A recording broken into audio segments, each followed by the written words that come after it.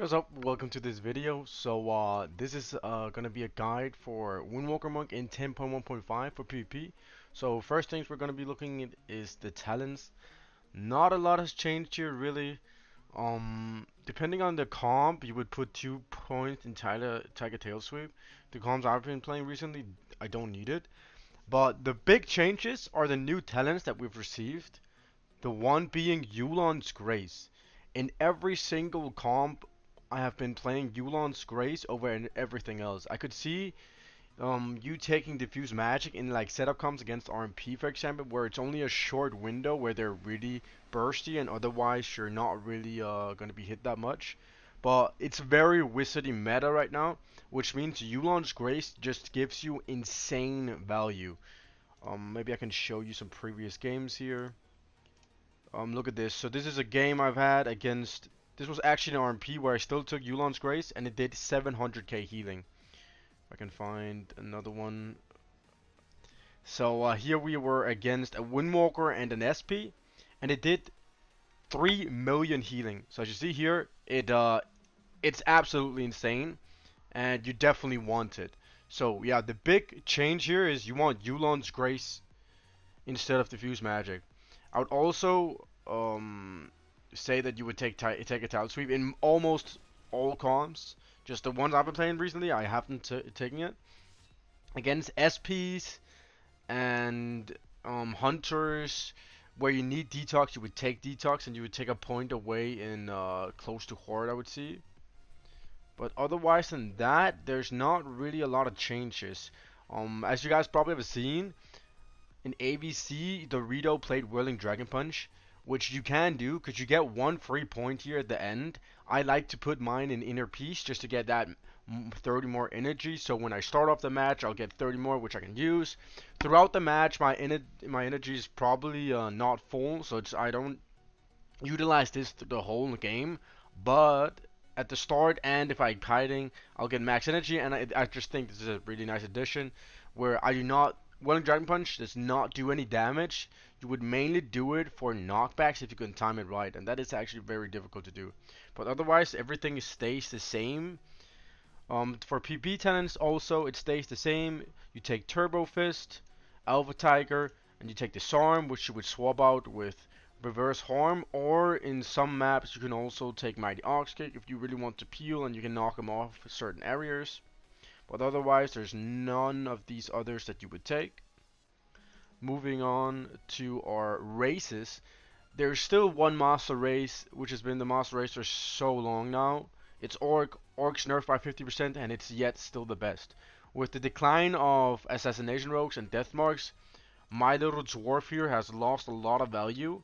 I do still think Dwarf is either third or fourth best race for you as a Windwalker Monk, but ultimately you would just go Orc. Night Elf was really good as well, with you being able to stealth certain abilities, especially with Full Moon being as strong as it is from a Boomy's perspective, and you can easily stealth a Full Moon. But yeah, Orc is probably the way to go still. Moving on to our stats, I go full mastery and then I go versatility. I prefer having a lot of damage, especially with the new defensive buffs that monks have received, which has actually made us somewhat tanky in certain areas. And it's a lot of the times where we're just not the target anymore because we either play with a Boomy, a Lock, or something they want to shut down, therefore I need to go. So yeah, I am expecting to master as to see all my gems and my enchanted are mastery. I do also have the primary stat mastery that you want this as well. Otherwise you would then go crit and you don't need any haste. So yeah, just don't do that. For our gear here and our tier sets, this is where it gets very interesting with our tier sets, because there's a lot of different opinion on this matter. For me, I do think that you can play both new 4 set, new 2 set, and then combined with just normal conquest gear and crafted gear, and you can also play old 2 set and then double 2 set with the new 2 set. So yeah, it sounds a little bit confusing, but it really determines on your playstyle. Personally, I really like those massive Rising Sun kicks where like the most of my damage goes into my Rising Sun kicks instead of having a lot of it in my Fist of Fury. So for me, I go old 2 set and new 2 set. So as you see here, on my legs, I have the old 2 set, which only goes up to 424 in PvP. Same with my chest, I have the old 2 set. This is a versatility critical strike, this is versatility mastery. So they're very good stats. Then for my new 2 set, I have that on my hands, which are verse mastery, biz stats.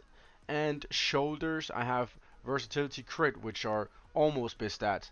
I do also have the head, but that's only because I got it with speed, and I just haven't gotten around to craft the other head with the verse mastery yet. So that's really why. But yeah, for me, I like playing the double 2 set. If you in a lot of comps, it's actually very difficult to say because there's a lot of situations where you can play all things. All things, in my opinion, are viable. So it really depends on where you want to put your damage. Do you want to put your damage in both Fist and Fury and Rise and Sun Kick, or do you only want to stack it in your Rise and Sun Kick? It also takes a little bit of your main stat away, of course, because this only goes up to 424 and 424. But you keep a lot of versatility, because the new tier set does not have versatility in these areas. So, yeah. You want to be a little bit more tanky and more Rise and Sun Kick, then you go double 2 set. If you don't want to be as tanky and split your damage more, so it's more even in Fist of Fury and Rise and Sun Kick, then you go new 4 set. So it really depends on what you want to do. But for that said, I also want to say with the trinkets, I use Badge Ferocity almost every game except against RMP where I would swap him for Emblem. That's really it with the gear there. For our rotation, nothing has changed at all. You still want to get your hit combo up, so you get it to 6. Then you would Feline Stomp and Tiger. You would Tiger Palm for Rise or for Kiefer Skyreach. I Fist of Fury because I still have my old 2 set, so I need a Fist and Fury before I go for 15% damage on my Rise and Sun Kick. I then Serenity, Strike the Windlord, Rise and Sun Kick, and then I just play around my Rise and Sun Kick. So I Blackout Kick until I get my Rise and Sun Kick back. Then if the Kiefer Skyreach crit runs out, I would then Fist of Fury and then Rise and Sun Kick again, also to get the buff up again, so my Rise and Sun Kick does 15% more damage. So yeah, that's still the rotation. You would never Orc before your Trinket, preferably. So if you do want more damage and you don't have your Trinket up, Orc is always nice to have. As a Dwarf, I mean. As Orc, you can just macro it in because it doesn't DR with your Trinket. But yeah, as a Dwarf, you don't want to ever do it really before. Unless you're fighting an Assassination Rogue and he probably does Death Mark you.